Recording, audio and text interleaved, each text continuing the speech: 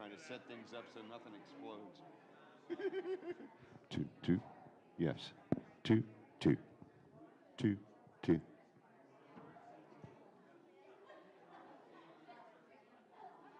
Two, two. All right. Everything is as it should be.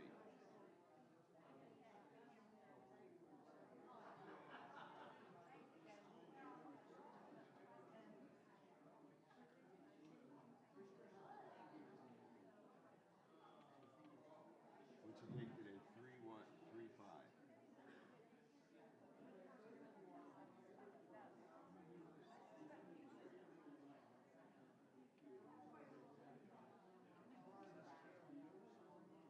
Of course, absolutely.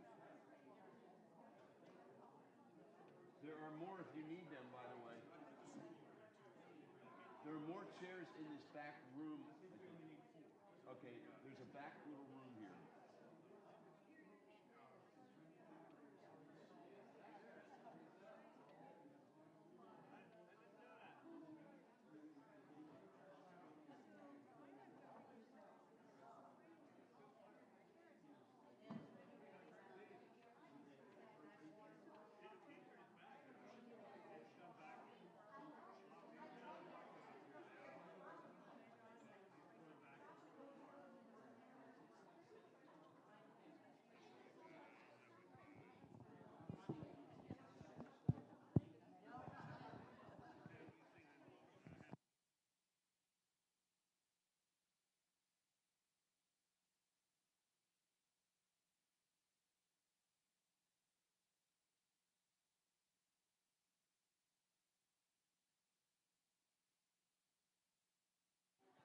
Two.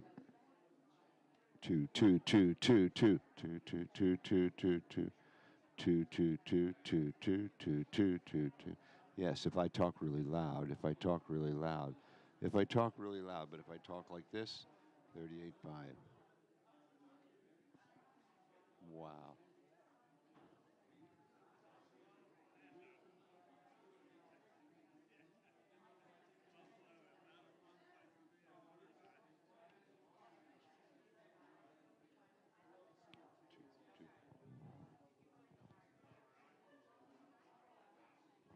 Two, two, two, two, two, two.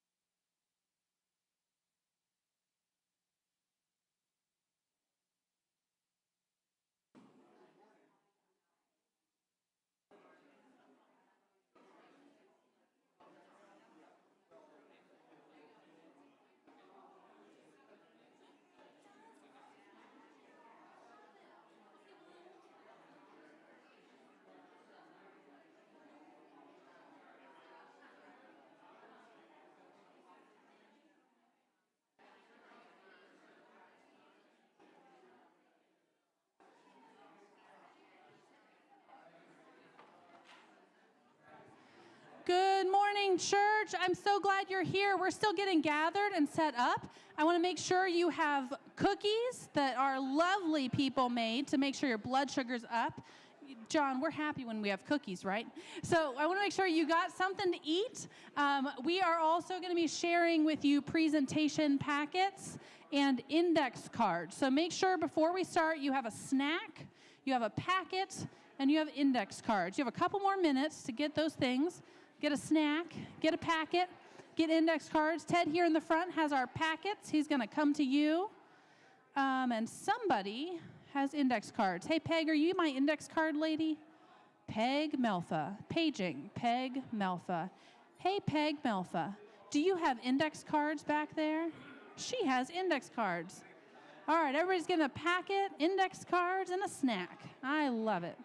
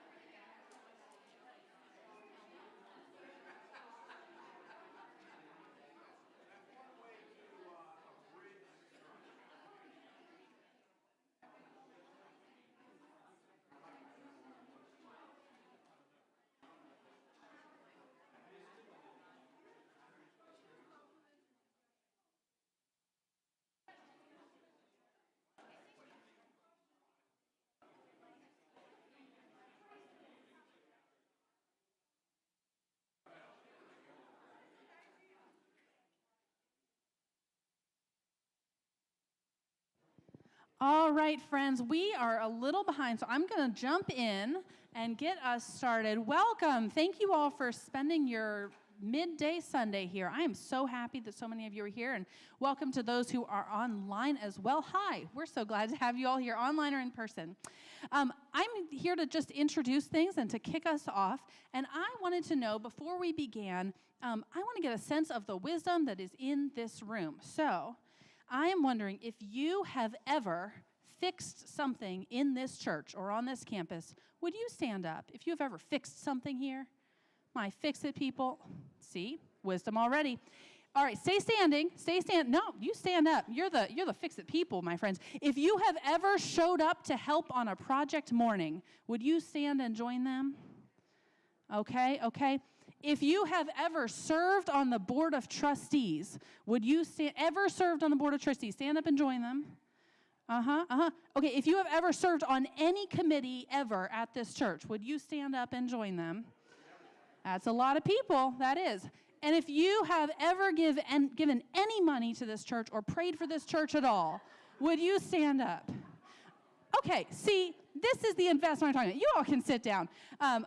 There is so much wisdom in this room, and you all have so much investment in this church. And it's awesome to see all of that, and I'm so glad that you brought all of that wisdom here today. We're going to hear a great presentation today about some ideas for how our campus might evolve in the coming years. And as we've celebrated 250 years, I was reminded by Cheryl Eisenhower at our last dinner how our campus has changed over the years. Hunt's Church started in Phineas Hunt's house down the road, and then was built as a log cabin in 1780. There were historic fires, 3 of them in 1924, 1933, 1962. This is a photo of the front of our sanctuary after the 1962 fire. And every time the church came back stronger. After the 1924 fire, that's when the basement and the kitchen and the meeting rooms were added. After the 1933 fire, that's when the steeple and the bell and the steeple were added. That's when this beautiful stained glass was added to this church. And after 1962 fire, that's when the Thornley Parsonage was purchased, and we expanded that way. Many of you, I want to know, who was here for the bicentennial in 1973? Anybody here for that celebration? Amen. Praise God for you all. In 1973, at the bicentennial, this is what our church looked like. It still had 2 aisles and a balcony in here, which I can't even picture, but you all can if you were here. And in 1983, of course, the shift happened. New sanctuary, new elevator, new entry to the building. Things kept changing and growing. The legacy of Ed Van Meter lives on. 1987, the new fellowship hall was dedicated. New classrooms for the building up of our children. And in 1992, the last major change happened. This is an aerial shot of our church. And right there is where Agape House is. Agape House was purchased in 1992, and that was the last major update that happened to this property. Now, I know you might think, well, 92, that was 8 years ago. No, my friends, 1992 was 30 years ago. So here we are, 30 years later, thinking to ourselves, it's been 30 years. Let's figure out what's the next good thing for Hunt's Church. And so I'm really excited that we have a vision that's going to be presented here today that'll help us just think and imagine and dream about the possibilities. We use the word stewardship in church, and often if you hear me say stewardship, you think, oh, she's going to ask for money again. But that's not what I want to talk about. Stewardship, being stewards, means that we are people who take care of what God has given us for such a time as this. Being a steward means that today we care for all that God has given us, and we take good care of it, not just with ourselves in mind, but with those who come after us in mind. And so as we receive this presentation today, we think in part, will I like this? Would this honor my mom or my dad or the people who came before me? But we also think, how will this serve the people who come after this? My children, my grandchildren? How will this honor their legacy and help them build their faith? How will it draw more people from our community into Hunt's Church? This week I was reading in the book of Romans, and I want to open us with this scripture and then a prayer. And the book of Romans reminded me how we live in community. So let's receive this scripture as our instruction as we gather together for this presentation, this time of sharing together. Love should be shown without pretending. Hate evil and hold on to what is good. Love each other like the members of your family. To be the best at showing honor to each other. Don't hesitate to be enthusiastic. Be on fire in the Spirit as you serve the Lord. Be happy in your hope. Stand your ground when you're in trouble and devote yourselves to prayer. Contribute to the needs of God's people and welcome strangers into your home. Bless people who harass you. Bless and do not curse them. Be happy with those who are happy and cry with those who are crying. Consider everyone as equal. Don't think that you're better than anyone else. Instead, associate with people who have no status.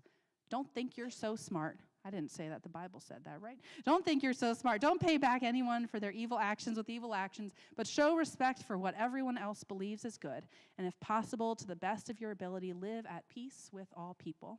Friends, we're here to hear a wonderful presentation, and I want to get your feedback today, and the group wants your feedback so that these ideas can just be brought to be better and better and better. You've received an index card, and that's going to be your main way of giving feedback in this time. At the end of the presentation, you'll hear a way to give more detailed feedback. But the purpose of the index card is that after the presentation, we'll have a time of Q&A. And in order to help the questions come in a logical way, I would love for you to write down your questions. So as you hear the presentation, there are pencils in your pews. Can you look now? See if there's a pencil in your pew? Sometimes they go missing. If there's no pencil in your pew, would you wave your arm? We'll get you one right now. Everybody got one? You got it. So as we hear the presentation, if you would just jot down your questions, and then when the presentation's done, Peg and whoever else feels like a helper today is going to bring those index cards up to me, and I'll help us go through them in an orderly way and ask our panelists, as it were, to answer those questions so that we can get some clarity around the vision that they're presenting and how the ideas might impact us in the future. Sound good? All right, let's pray. Holy God, you have drawn us to this place, and you make all the difference in our lives. We just want to do what is faithful to you because you have been so faithful to us. Open our hearts and our minds and help us to understand this vision. Help us have clarity and discernment about what your vision is for the church and how we can align with that. We ask all this in Jesus' name. Amen. All right, Ted. Are you up first? I think so. All right. Yeah. I speak for my wife Jan and I that we believe in hunts. Use your mic. We believe in the future of hunts, and that's why we're here today. I believe so much that I left 83 degrees in Florida yesterday to be here just for this. But I'm really excited about what you're going to hear today about the future and the vision that we see. We've been here 48 years, part of Hunt's Church. I was part of the committee that when we bought the Agape House 30 years ago, and that was a big move for the church. And then about 4 years ago, after getting hit with that storm door, walking into Agape, said we need to do something about that. And we had a small attempt to move forward with the renovation of that, but the timing wasn't right. And then sitting out at the summer worship services and looking up at that tired house, but what it could be, got my interest going again, and I recruited Ted, Marty, Kelly, and we started talking about what the future could be. We went from Agape renovation, excuse me, to a campus site plan on what this campus could be. Really blessed with these three people. They've worked so hard.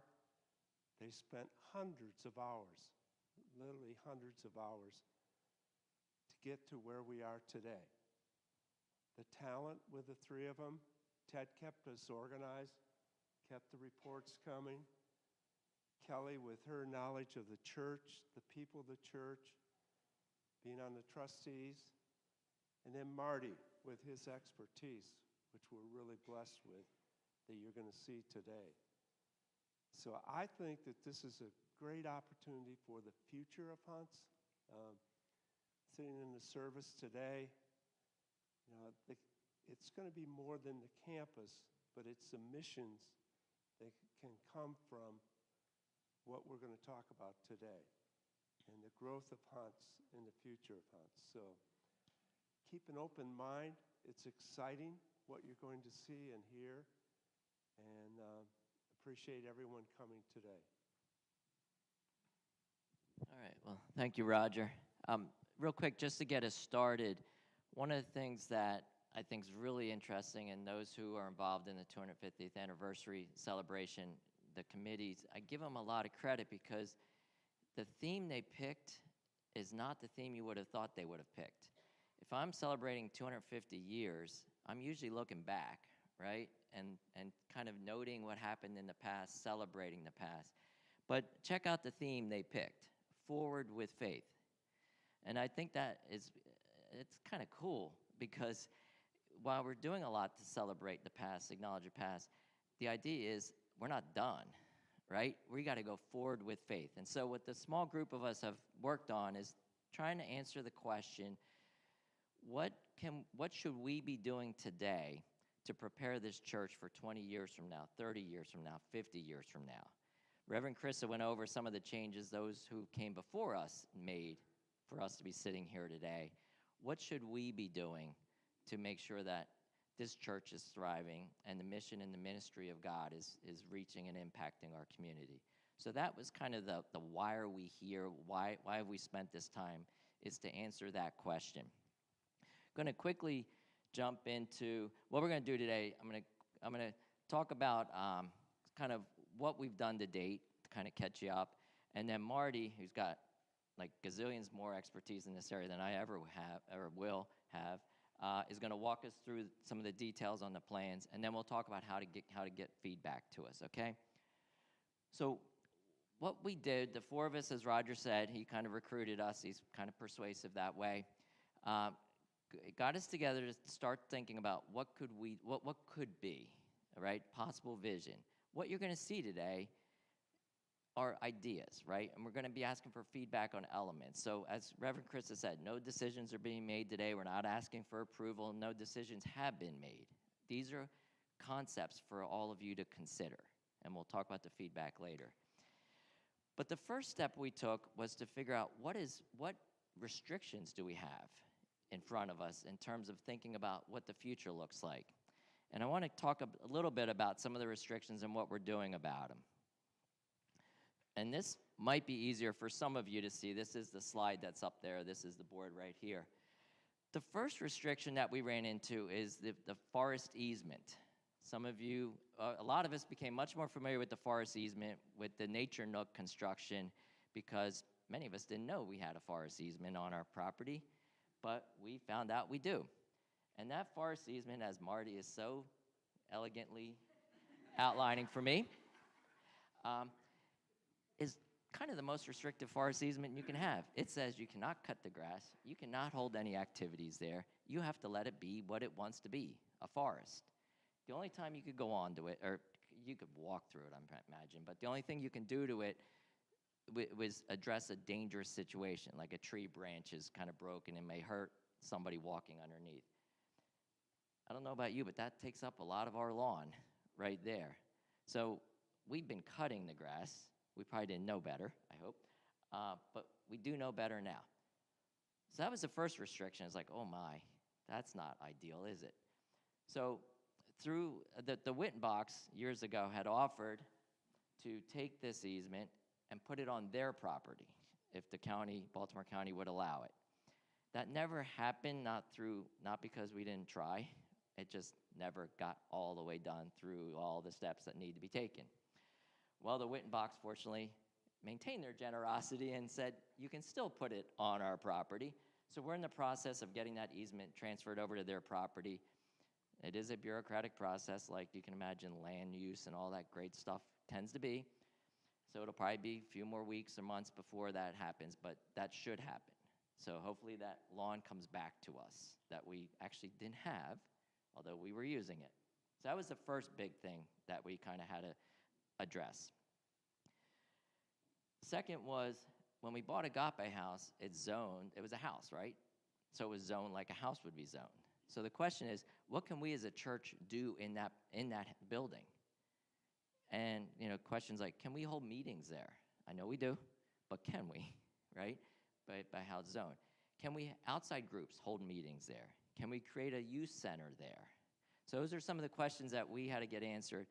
Fortunately, and again, this is through some experts Marty introduced us to, we engaged some of them to help us. it appears that because we're a religious institution, there's a lot of deference given to what religious institutions do, and we should be able to do the things we want to do with that property, even though it is a separate, I think this is the line, I could be wrong, even though it is a separate property from the church property. It was never combined, and we don't think we have to do that.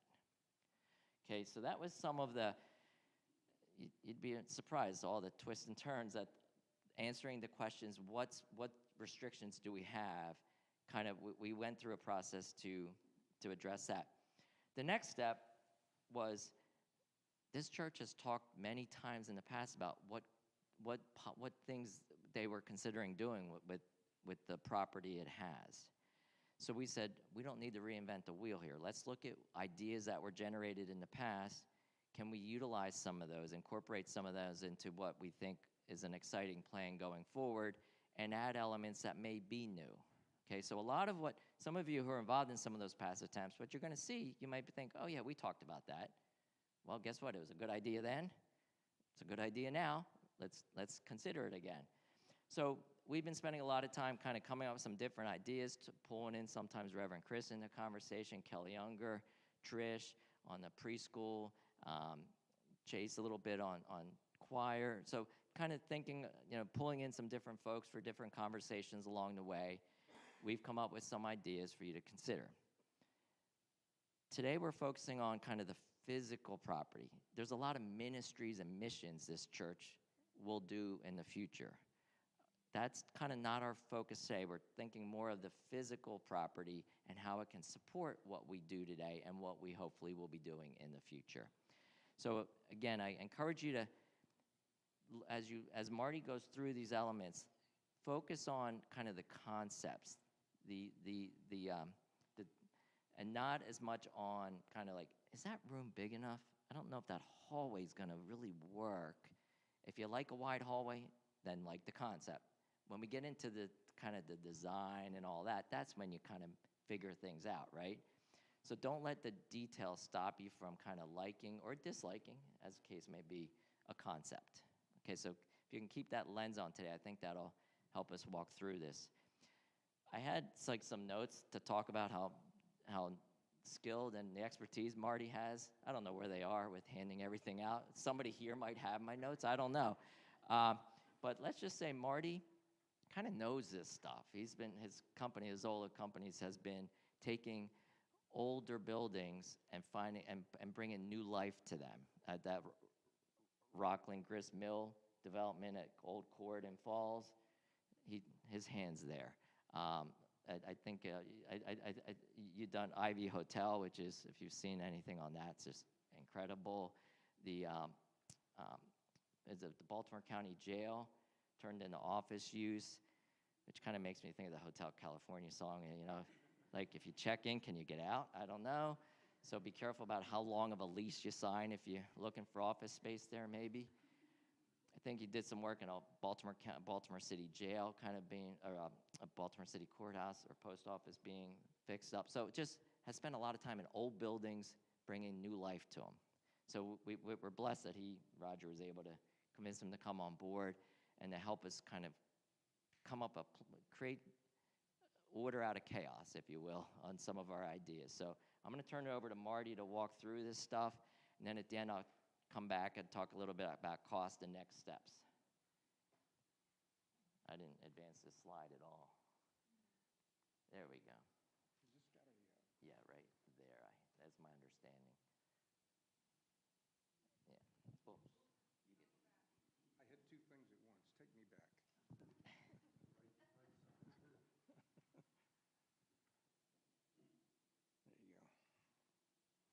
Thanks, Ted.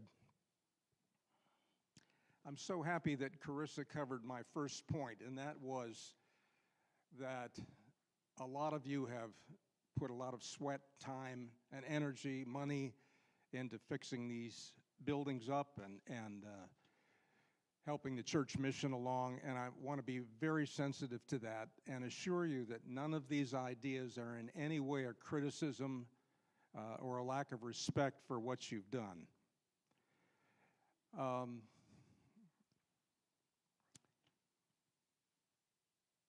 As Ted said, actually, between Carissa and Ted, I don't have a whole lot to add. These are big ideas, so please don't race towards the hallway's too small, the door doesn't swing right, and that kind of thing. We're nowhere near that yet. These are big ideas that we're going to cherry pick from, take the best and the brightest, and go to the next phase. Last thing before I get into it is that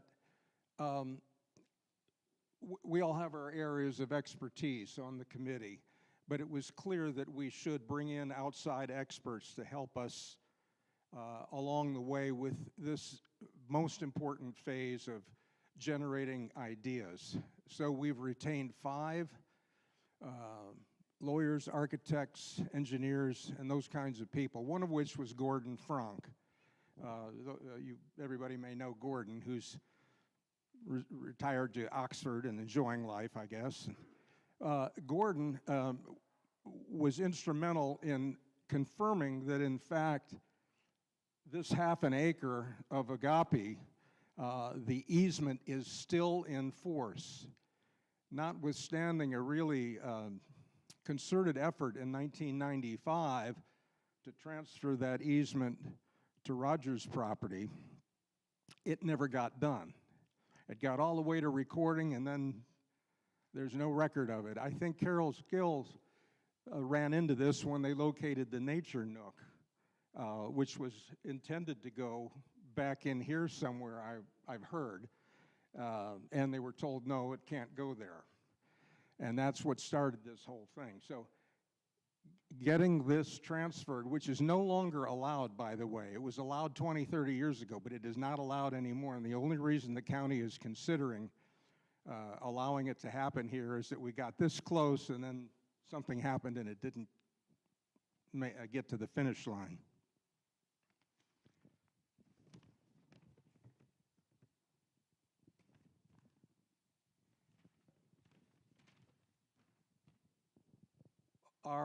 Our land use planner and landscape architect, a fellow named Devin Leary, who is expert in this kind of a problem, sent me this yesterday.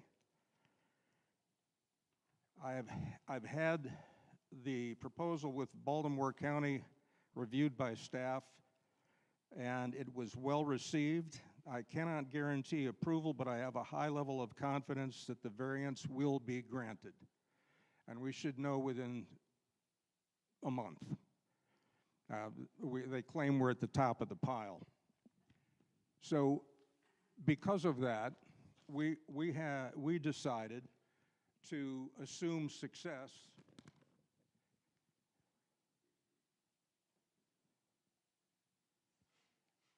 and let me not screw this up. There we are. Thank you. I'll stay away from that. We also retained Jeff Schultz, who was one of the engineers involved in the Agape purchase. Carl Schwartz, an architect who does very cost-effective permit drawings when that time comes, and did these drawings, by the way. And Roger Katzenberg, a retired architect, an old friend. We worked together at Lovely Lane, the mother church of Methodism. If you haven't been there, it is just incredibly gorgeous. And worked together at several other churches. So Roger agreed to come on board with the committee, and we had some money set aside due to a very generous donation by one of our committee members. Roger came out, I met him here. He got here early, couldn't figure out where the front door of the church was, where the kids went, what that house over there was all about, and he wasn't faking it. He said, I'm very confused, and what I'd strongly recommend is that you spend some time developing a plan. Let's call it a campus plan.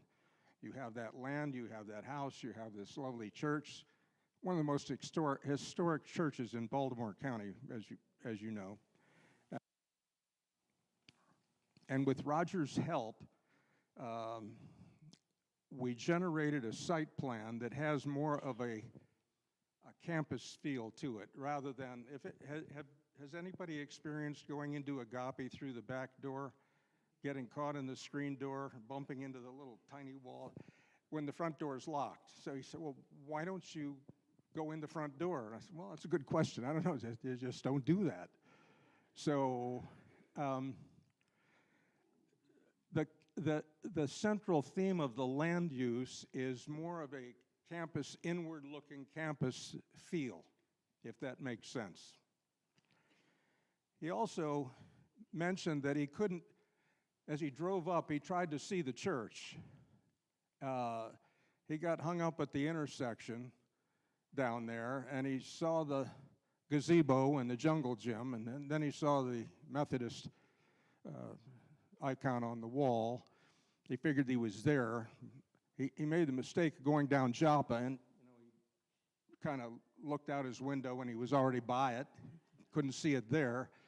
So he came back around on Old Court, and he's looking, and he's looking, and he's looking, and he didn't know it, but he was looking at Agape, and then he's looking at the Scout Shack and the clothes drop-off, and all of a sudden he's almost at the intersection and had to turn in real quick, and he saw it as soon as he turned in. But he said, you've got to do something with respect to allowing passers-by, and read that prospective new members as well.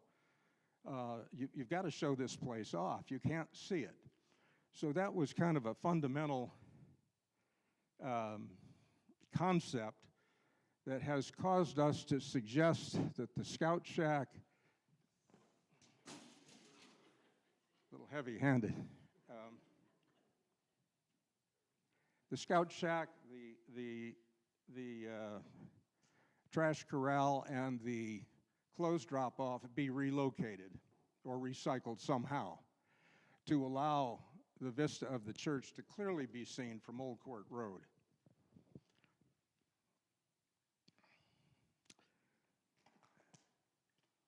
His other mention was there's no identifiable front door entrance from the road. You have 100 feet of blacktop meeting the road and don't quite know where to go. The lines for parking are kind of not there much anymore. So a new entrance with stone pillars and some identification that this is Hunt's entrance has been suggested, as well as a relocated entrance exit on Joppa Road. Thanks, Ted.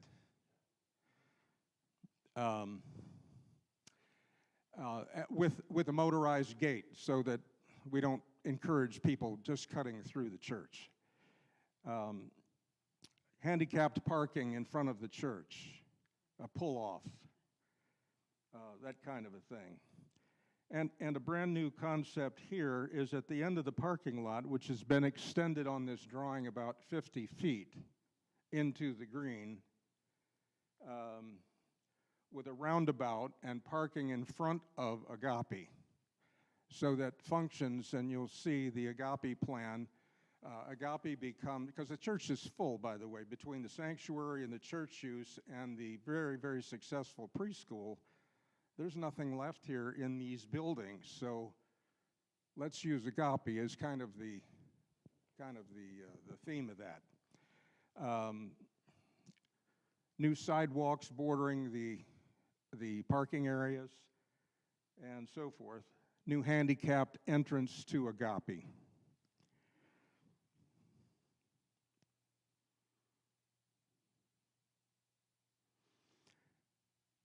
Another, I don't want to call it an improvement, but an enhancement, is that and I've watched this when the mothers come with the kids. It's a free-for-all parking, and it's kind of drive slowly because there's kids all over the place. And I see mothers going in the side door. I see them going around the back. I see them going in the front and so forth. So one new suggestion is a very identifiable front door for the preschool, which would be in the middle of the first building. I don't know what the name of that building is. Not Van Meter, but the one in the middle. Old Van Meter. Under the portico. perhaps with the words preschool on the fascia. New sidewalk, and some small discrete signage as well, so that the preschool has some order to its coming and going. A little parking enhancement behind Agape. The Nature Nook, of course, is here. Labyrinth, Prayer Garden. I know Carissa was interested in some exterior spaces for perhaps services and functions, and all of this area would be set aside for that. One other new element is some hardscape immediately in front of the church.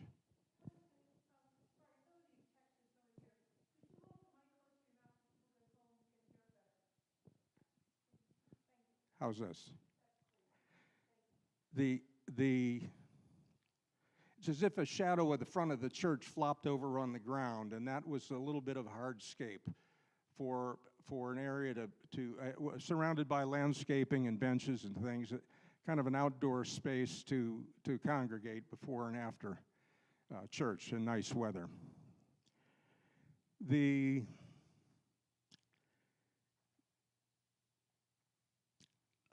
last two things I wanted to mention, there's a little area here marked storage shed.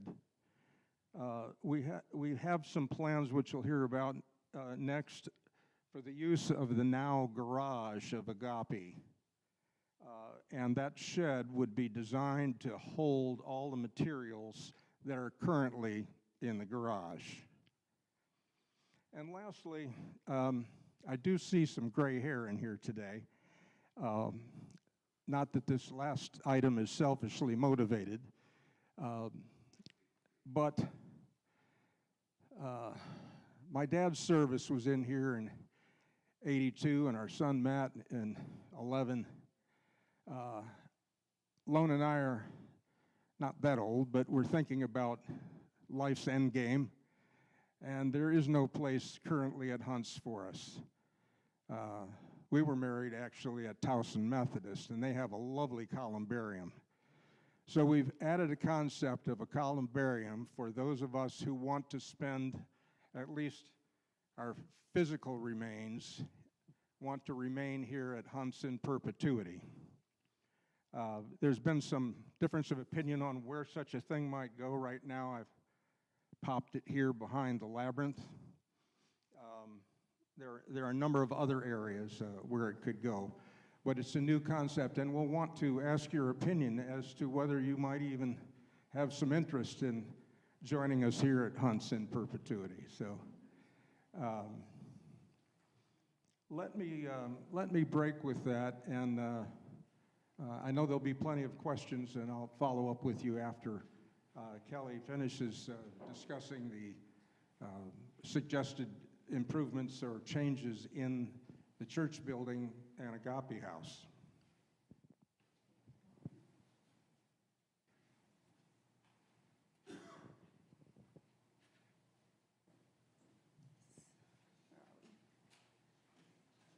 Okay, I'm going to stand up here as opposed to down here, and Ted will help.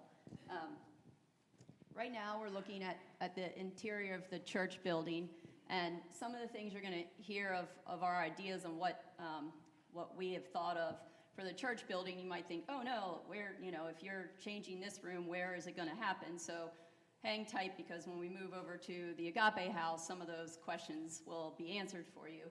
And again, this is just thoughts and ideas and concepts that we've thought that would help the church be able to have functions while the preschool is happening, the preschool to continue without church, kind of walking through in the middle of the day and so forth, in a way to kind of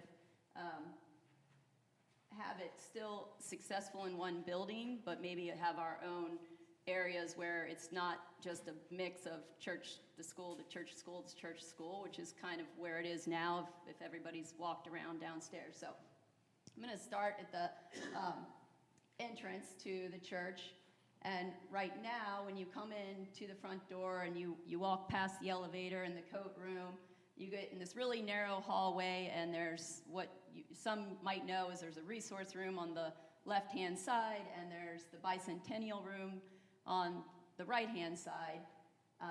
Neither one are right now really super open and used a whole lot from certain people. Some of you that are newer may not even know either one exists and what are behind those walls or doors. So if you continue through the hallway, currently right now, and this has just been a joke with us, if you really walk in the front door and you look straight down the hallway, you look straight into the men's restroom. So that's not maybe what you want to see when you're first walking into the church. So our concept would be to actually open up the walls, remove the two rooms on either side, and create a welcoming fellowship hall, smaller from obviously what Van Meter serves now, but it would be a place that you could congregate before and after church. It would also be a place that you could do for funerals and weddings and such. It would have doors that close on either end for more private type functions. It would have a coat area and a kitchenette area and storage for certain things that are needed, and some seating, the technology, TVs, that sort of thing. And actually, before I continue, I'll back up to say that in the church, this also includes mechanical updates, technology updates, and some of the things that have been, tossed around for the last couple of years will certainly be included in all of these plans. Anything necessary like that will happen. That's the fellowship hall. So it also would bring light. There are windows, so the windows, we would have light in that whole area, natural light coming in through the windows. So you go past the fellowship hall, and we would be getting rid of the family bathroom to allow for this. Those that may not know the background of it, that family bathrooms plumbing is a continuing issue that is very, very costly to ever correct. So doing away with that bathroom is actually probably would happen in time, over a certain time anyways. So we propose to make new ladies and men's restrooms. We'd be having the entries in a different way, so that you don't look down the hall and see the men's room through it. The ladies' room would actually be on the left. There's more room to make it larger for ladies that need, we all need a little more room typically than the men's room. Then you go down and you have the men's room. So they're essentially where they are now. If you continue through the doors heading towards Van Meter Hall, this is where a lot of change that we kind of have come up with. Most of you have at some point gone towards the kitchen, so you're coming in the hallway right there. That's the kitchen corridor hallway. On the left-hand side, there would be children's bathrooms installed, so it would be for children for Sunday school in our church, as well as being used for the preschool. This would help eliminate, when you walk in our bathrooms, having the step stools and the little porta potties and the changing tables and all of those things. Well, changing tables would stay, sorry. So those would be specifically designed for little people. If you go to the right of that, that's currently, if anybody's ever seen it, where we store our tables and a whole lot of other stuff piles in there, and then next to it is the kitchenette. Those in this plan would become the two offices of the school. They would have open glass, so they can kind of see what's going on and welcoming people that come in for the school.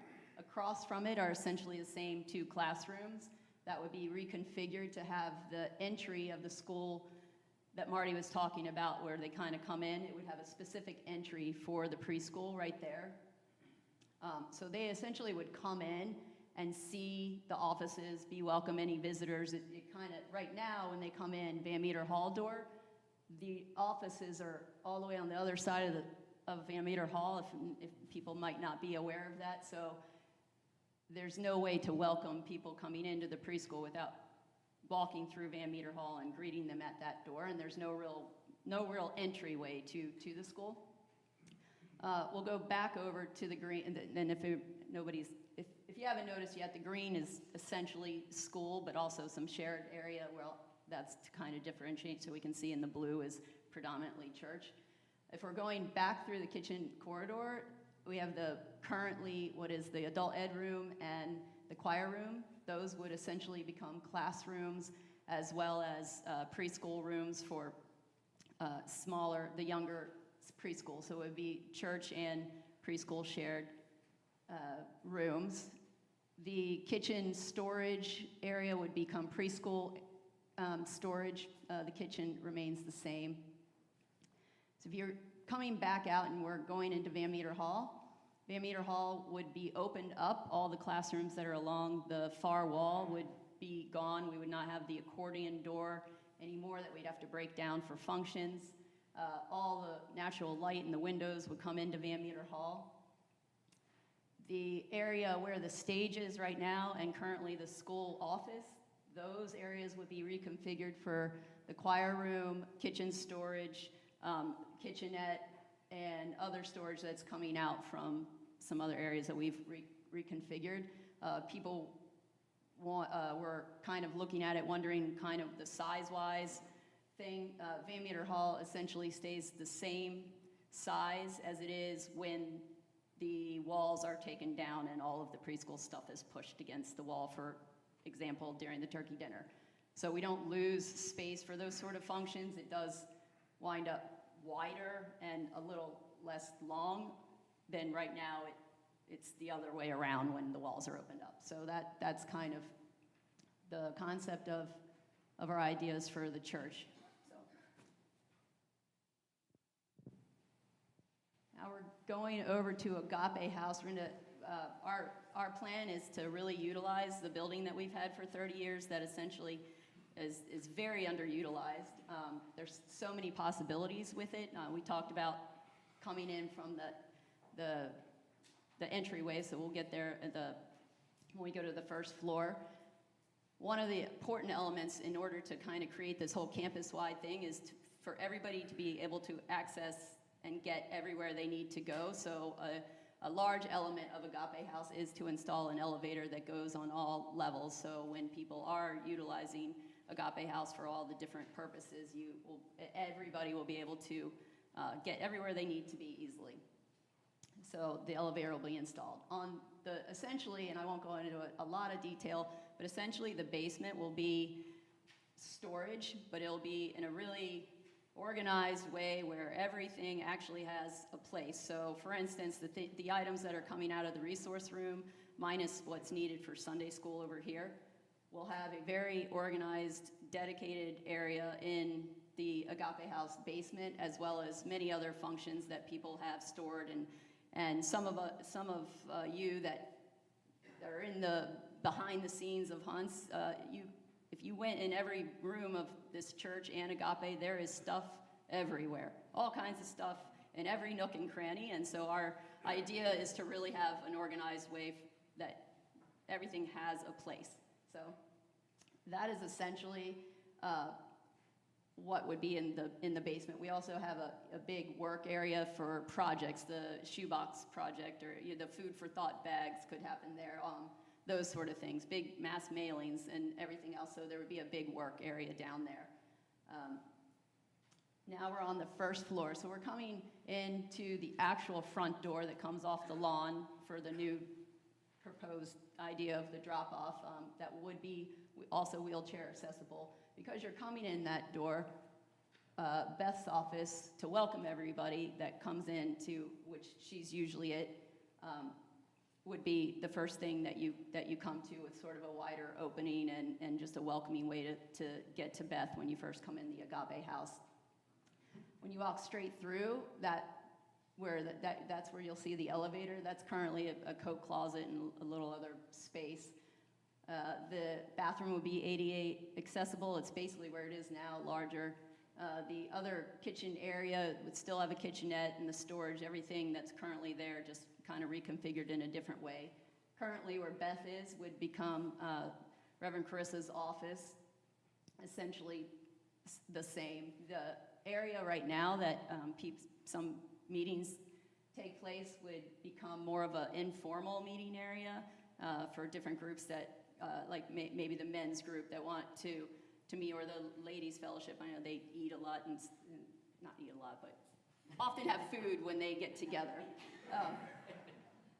But so they may want more of a table atmosphere. But anyways, this would be more of a place to gather for those sort of things. Outside is the porch area. There's some thoughts of enclosing it. There's some thoughts of keeping it the same, but doing necessary actual structural repairs that are needed on the porch. And that's the first floor. So then we move up to the second floor. Before you go there. Oh, sorry.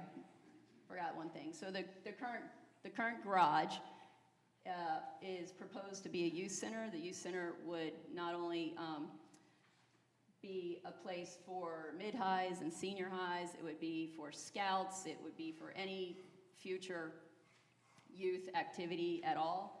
It would be a place that they can gather and meet specifically for the youth. It would also hold if it was chosen to, it would be an area where the older Sunday school classes could take place if they chose, but there's certainly other areas where that can happen. There's an upstairs to there also that we would utilize as well.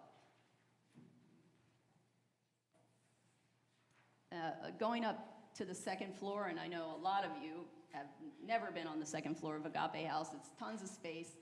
There currently are offices and a big, large room. We're kind of tweaking it a little, getting rid of some extra bathrooms. There are many, many bathrooms in Agape House.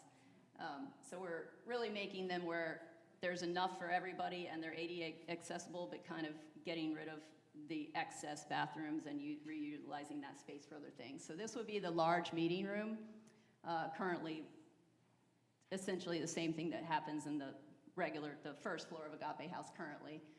It would have sort of a little kitchenette thing, little for drinks and refreshments and stuff. That would be where that happened. If the concept happened that we would enclose the porch, it could be also, the porch could be in the second floor outside and have that in a nice area as well. Sort of reconfiguring the space of the offices that are currently there would remain the same, with just some elements where everybody can get to the bathroom from the hallway and that sort of thing. So essentially, larger meetings would happen on the second floor. And the third floor has a really awesome large room that we would reutilize for future use. We didn't really kind of designate this for anything specific, but could certainly be for larger functions and that sort of thing. Future use, and then some storage areas, because there's a lot of kind of smaller rooms that could also be for specific storage, perhaps for the things that take place only in Agape House and not at the church. And so that's the Agape House plans. All right, well, all that won't be free if we were to do that. I'm sure that shocks all of you. In trying to figure out what these ideas might cost us, again, we're fortunate that Marty does a lot of this and was able to kind of help us with some estimates. Now, all these estimates, think of them as like reasonable ballparks, okay? Because until you get into the actual design and kind of know what you're encountering, what you got to do, costs are going to shift, all right? So what you're going to see and what's in the handout you have are costs that were built up by saying, here's what we think the cost would be to do this. And if we're going through a contractor, the contractor is going to build in some contingency, because you don't know what you don't know, as Rumsfeld used to tell us. So we added 15% on top of that for things we don't know, 10% on top of that for overhead that the contractor typically applies, and then 5% for the profit that the contractor hopes to achieve. So these costs are kind of built up in that way, so hopefully they're reasonable, maybe conservative, but again, they're estimates at this time. For the cost, for what we've laid out, if we were to do everything that we've envisioned, we believe it would cost about $1.6 million. Now, don't let that number stop you in your tracks, right? Because we said today what we're sharing with you are concepts for you to give feedback to us on. We don't know what concepts will make sense for this congregation to go forward with. We don't know the order of these things. We don't know the timeline that these things may occur. But we didn't want you kind of giving feedback with no concept of cost. So what you have in your packet, I'm just going to quickly show on the slides because, again, don't want to dwell on the numbers for where we are in this process. But we've broken it down by the site work that Marty went over, the work in the church, and the work in Agape. So kind of 3 different elements, if you will, of this project. And then you'll see a listing of each of the kind of major elements listed with what we think the cost would be. So again, you know, I explained how we built that cost up. These are estimates. We don't know what the true cost will be until we get into it. We kind of move forward with some of these things, but at least you have a sense of kind of the ballpark we're playing in for some of these ideas. And again, that's all in your handout, so you don't worry about trying to catch these numbers and remember them. Oh, you don't have that? Oh, that's not in your handout. So it'll be online, though. All this is going to get posted online. It'll be in that handout. I apologize. So yeah, that was my bad. Sorry about that. It will be online now. This whole presentation's online, so you'll be able to get it there. And I'm sure we'll find some other way to get it to you if you can't get it that way. I apologize for that. But anyway, the focus, you know, on your feedback should be on kind of the elements, but you know, I don't want to totally divorce from the cost. But you'll see the costs are broken down by site, church building, and then Agape. All right, and each one's about, like, if you were to do those elements by themselves, they're roughly equal, like 550,000 kind of on average, but that's not how you probably will do this project, so I'm not sure that's helpful to think that way. All right, so, oh, thank you. That was abrupt. No. So let's talk about kind of getting us feedback. First, I'm going to cover, and I don't know if we really have time because we're holding you over. I thank you all for staying late. What I handed out to everybody was this feedback form, and trying to get feedback from like this whole room could be a little challenging, right? So I try to kind of, first shot is kind of simplified feedback. I try to list the major elements that Marty and Kelly went through. There's a column. Do you like that element? Do you not like it? So check whichever one you like or don't like, or if you don't really care about it, just leave it blank, okay? So that's relatively straightforward. Then, once you've done that, do me a favor, circle the 5 elements you like the best, okay? The ones that you heard, or you spent some time looking at your sheet and you're like, I like this. This is cool. You know, I think we should do this. Circle those 5, the top 5. Couple nuances on here. Marty talked about the columbarium. Like to know, regardless if you like that concept or dislike it or believe it's something we should move forward with or not, if it were here, do you think you would take advantage of it? Okay? So there's a question there that kind of a third of the way down the form that asks, if it was here, would you reserve a spot? And I think just, so again, you're not doing this blindly. Marty, correct me if I'm wrong. I think like is it Towson Methodist, if you reserve a spot, it's like $1,500 or something like, is that kind of typical? $1,500 to $2,000 is kind of what a church or whoever runs the columbarium, if that's the right term, would charge. So that may help you in your decision. So again, you know, as you sit here today, if it were here, would you take advantage of it or not? If you could answer that, that would be helpful. And then at the bottom, Reverend Chris has said I didn't make this big enough, so I'm going to say it, is a bunch of some white space, and then guess what's on the back? More white space. If you feel the need to be really helpful and want to give a lot of feedback, there you go. You got a little bit at the bottom and the whole back. All right? So feel free to do that. And to get it to me, you got an envelope. You can either put it in the plate, drop it off at the church, or mail it. Okay? And if you and your spouse don't really like each other a lot, I gave you each an envelope, okay? So you don't... Yeah, or that too. So you can mail it separately if you feel like it. But I would ask, like in the next couple weeks, if you could do that, would be really helpful for us to kind of know what elements resonated with you, what elements you don't like, so we can start to work on something to move forward with, to kind of talk to the trustees about, talk to church council about, and then eventually come back to all of you. Okay? So I'm going to turn it over to Reverend Chris to figure out how we're going to handle this now. Okay, y'all, we thought this was going to take 1 hour and we'd start on time, and we started late and it didn't take an hour. So here's the deal. It is currently 12:42. If you need to boogie, no shame. Go for it. But if you're willing to stick around, I promised you'd get a chance to ask questions, and I'm going to keep that promise. So we're going to aim to wrap up at 1. So let's take a moment now. I'm going to ask a couple things to happen at once. First, I'm going to ask the 4 people, who you know who you are, to go. You can decide who sits on which thing. But you're going to sit on those 4 spots up there so we can ask you questions. The other thing I'm going to ask to happen, if you have an index card with a question on it, would you hold it up high? And Rich and Peg, they're going to collect them and get them to me. And I'm going to sort through them and figure out what order makes sense to ask them. And we're going to ask as many questions as we can.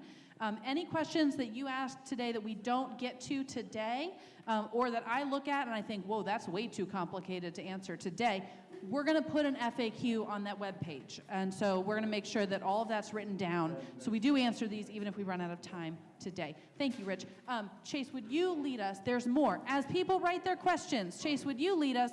We want God's vision. Can we sing together, Be Thou My Vision, 451, verses 1 and 2. If you have no questions, grab your hymnal.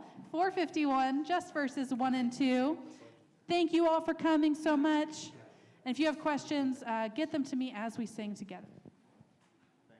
Everybody catch that? 451 verses 1 and 2. Cool. Ready, and be thou my vision, O Lord of my heart, not be all else to me, save that thou art. Thou my best thought, I pay for thy love. Waking or sleeping, thy presence my life. Be thou my wisdom, and thou my true word. I am with thee, and thou with me, Lord. Thou and thou only, first is my heart. Great God of heaven, my treasure thou art. Did I buy you enough time, Chris? We're good. Thank you. You know, that was part to buy time and part because we do want to have God's vision as we do this. Amen. Thank you, Chase. I appreciate it. All right. I have many questions here, and like I said, we're going to answer as many of them as we can. First, I want to know, for our panelists, what first got you excited about this project? You have 30 seconds each. Why are you excited about this? Oh, goodness. Because I love hunts, and I think we have just such great space that's underutilized, and I would love to see us really turn it into just a great place where you can utilize every part of, from Old Court to Joppa and everything in between. And I would say it's the same thing that got me excited when I came here, I think about 10 years ago now for the first time, is that I just think this church has such an opportunity to impact its community, and I want to kind of see us use the physical property to help us do that. Well, I kind of visualize these buildings as being a bit underutilized, and it's kind of a challenge to go into an old building and try to conceive and design and build new uses that are enhanced. So I see it more as a physical challenge here. I believe in the future of hunts and what it could be. Dare to dream. And it could be a big transformation in what we could do for the community also if we do this. All right. Are they going to be able to have this form somewhere online? Yes, we will make that feedback form available online. Hey, online people, we're going to make it available online. We're so glad you're here. PJ, if you see questions coming into the chat, would you copy them onto a index card and get up to me? That'd be great. Okay, I have at least 3 people who want to know, what about the Bicentennial Room? Kelly, we have such a historical Bicentennial Room at the Bicentennial. It was built. What about all that stuff, and what are we going to do with it? Yeah, so our thought was with the bicentennial things that they would be displayed throughout the church and in Agape House and nooks and glass and that sort of thing. It won't be one room where you necessarily walk into it. Although, you know, as the thought evolves, you know, that's certainly things that are going to be talked about with everybody that is passionate about it, between how to display those things in a way that everybody can enjoy them at the church and the Agape House. Okay, great. I don't understand the forest area becoming the Wittenbachs. Roger, question for you. Are you giving the church part of your land? We don't understand. What's happening? One of you. Are you just like giving us property? What's happening? Okay. What we're doing is we're transferring a half an acre on our property to the church, and then we're getting the encumbered half acre that's here, and we're going to place it on our property. Okay, so I'm loud. Okay, so the church will be able to mow our half acre, and then you'll have a half acre that you're not allowed to mow. Right. Basically. Yep. But the Wittenbachs will still own the Wittenbachs land, and the church will still own the church land. And That Marty makes will sense? bring a truck up, and we'll load that truck and then transfer it back. We'll just load it up. I love it. Okay, great. Okay, I have some questions here about some logistics. Somebody said they want to know about the roofs being checked or updated mechanical equipment. I'm going to summarize this by saying, you guys, isn't the basement of Agape gross, and isn't the roof leaky, and isn't the third floor a fire risk? Aren't you going to fix those things? So the one thing, if you would have had the cost slides that I was referencing, you would have seen in each of those elements that there's significant funds set aside to do kind of mechanical upgrades, kind of general upgrading, painting, plumbing, electrical, roofing. So there's money that we're anticipating, yes, would be spent as part of kind of the improvements in that building or in that space. So again, when you see the cost thing online, you will see that. Sorry, Ted wanted me to save paper, and then he forgot. He told me to do that. Sorry about that. Okay, so we are addressing those things, right? We're going to finish the basement and make it clean and fix the roof and all those things. Okay. A few folks want to know about the Scout Shack. Somebody talked to the Scouts. Did we talk to the Scouts? Okay. They want to know how are we going to support scouting in the future? And so I think that's a Kelly question. And then one of them wanted to know, the Scouts Shack is historic. It was built by the CCC. Why is it missing? So I think then that's a Marty question. So if you each want to take that. So first, how are we supporting scouting if we don't have a Scout Shack anymore? So a lot of discussion has gone around about the Scout Shack. We did have conversations with former scouts from here, as far as the current and as well as the current ones. The Scout Shack, and these are our ideas, if it were to be dismantled, we would repurpose, as for the historical part of it, there is a fireplace in there, and we would reutilize that perhaps as an outside fireplace, or maybe, you know, take elements of the existing and use them somewhere else to sort of maintain a respect for the historical aspect of the Scout Shack. Currently, what the Scouts do in the Scout Shack would happen in the youth center that is currently now the garage. So the Scouts and any other, you know, Girl Scouts or anything like that could take place there. Right? And there's also, there is, you know, an element that we could actually raise the Scout Shack and move it somewhere else. That's also an option. Not like raise, like raise, Right, like raise it lift, up and move. move it. Okay.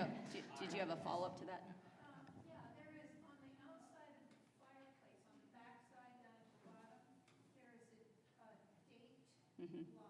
Okay, so Sandra, I love you and I want to honor that, but I also want to stick to our questions written here. I think what she's asking about is the historic nature. So are we honoring the historic nature and the Yes. the things that are marked there? Yes. Okay, perfect. Okay, so I have a question here that says, is there a way to provide more storage in the church? The new plan seems to provide less. Another question is, it seems like the plan for the church building mostly benefits having the preschool be more united. So I'm wondering if, I don't know who wants to speak to it, but if one of you wants to speak to, like, for the average church member, what's the benefit for a church member that's not involved in the preschool in coming into this building? Like, what's going to Right. be better here for church? One of the two things there are, again, this is the big ideas. We didn't put all the little details. So any of the storage that needs to be easily accessed here at the church building, we have ideas and thoughts of how that will happen. They're just, we couldn't go through them all. So we won't lose storage that's necessary to be in this building. Some of the excess storage, as we said, would go into Agape House for things that you don't need to quickly get to in the church. As far as functions for the church as opposed to the preschool, one of the large ones is Van Meter Hall. We cannot easily use it to its full Right now. capability. Yeah. And so that is one of the large things. Another thing that was brought up that we didn't really think about initially, also with Van Meter Hall, for instance, funeral, luncheons, and that sort of thing. Nothing can happen in Van Meter Hall during the week. It has to be on the weekend. So this plan would also allow for Van Meter Hall to be used during the week because it will be separate from the school. One of the things you might not think about is that if you have a preschooler here in the school, you might support AA in general, but feel a little uncomfortable with anonymous strangers walking through the building that your preschooler is in during the week. And so the new layout allows for some segregation between those meetings that happen in the building and where the preschools would be, just to make it a little safer for both parties. Okay, I have a couple questions here, like where would the Scout Shack go? Where would the trash corral go? I'm going to leave that to our FAQ online so that we can kind of point that out. Some of those are small things that have been thought about, but will get ironed out in the later forms of this plan. Okay, I have a question here. Who owns the church and how much input does the Baltimore-Washington Conference have? I'll take that one. The Baltimore-Washington Conference is the trustee holder of the property. That's why any churches that leave the denomination have to raise the funds to pay for their property, to buy it from the denomination. That's just how it works when you're in a connectional system. The Baltimore-Washington Conference doesn't have design input over our campus, but certainly entrusts it to us for us to design and care for it in a way that will care for the future. I think.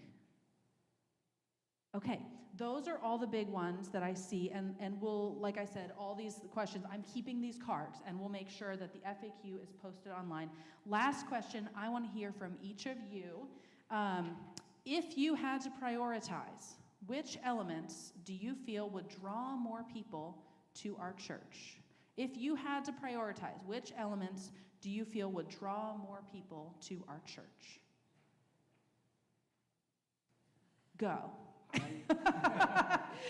Just grow the church right now, Roger. Go. I just think the campus remake will bring people to the church. We will be a focal point if we do this, and it'll bring people. Thanks. Yeah, I've got to agree with Roger. The church isn't about aesthetics necessarily, but I would suggest that aesthetics becomes an important element to people who are perhaps thinking of joining.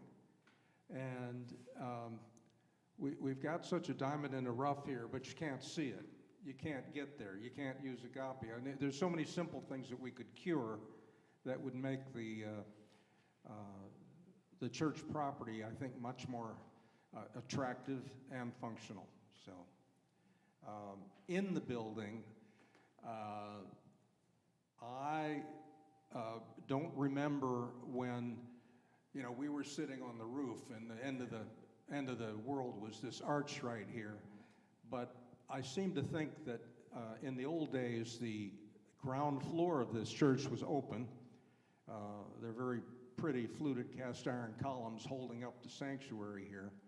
And the creation of that fellowship hall, which would be a great place to just wander in, even on a rainy day. Nice day, we're out on the new terrace. Rainy day, we're in fellowship hall chatting with each other, drinking coffee and being late for service. So I like that new element in the building itself. Part of what attracted my family here to this church when we were looking, like I said, about 10 years ago, I think it was the fact that there was kind of a Sunday school and senior highs. And at that time, we even had kind of a mid-high concept. I think that's what churches that are going to grow and thrive need to kind of have strong programs like that. So I'm excited about the youth center because I want a space where young families come, even if they have little infants, can see a youth center and be like, I want my kid to enjoy that someday. And if we can get them in then and kind of support that family throughout Sunday school, mid-highs, into the senior high, then I think we have a family that will have been blessed by this church. I'm excited about being able to keep the historical aspects of such wonderful buildings, yet modernizing them in a way and really using all the space we have in such a functional way that it'll really support all the programs easily. And yeah, that's mine. Great. All right. Thank you all for your answers, and thank you all for sticking around. Before we go, I'm going to ask, can one of you set these boards up again and kind of spread them out? And I'm going to ask you four to stand next to these boards. So if folks had more questions that they didn't get answered, they can walk right up to you and ask you. Be nice, you guys. We are the people of God here in this place. But thank you for your time, and we're going to continue having an opportunity for feedback. If you have additional questions that you didn't get to ask or you're holding one, please write it on an index card, get it to me. We'll make sure that's online, and make sure you fill out that feedback form, likes, dislikes, don't care, do what you like.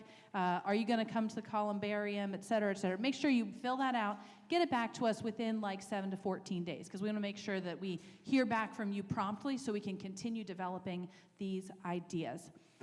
Thank you so much. Let us pray. God, we give you thanks for the vision that you have given us in this time, in this place. We ask that you would help us to see where this vision is in lockstep with yours and where this vision strays so that we can be faithful to you and what you would have us do in this world. Give us wisdom and discernment and lead us always in your way. We ask this in Jesus' name. Amen. All right, friends, go in peace. Have a good one.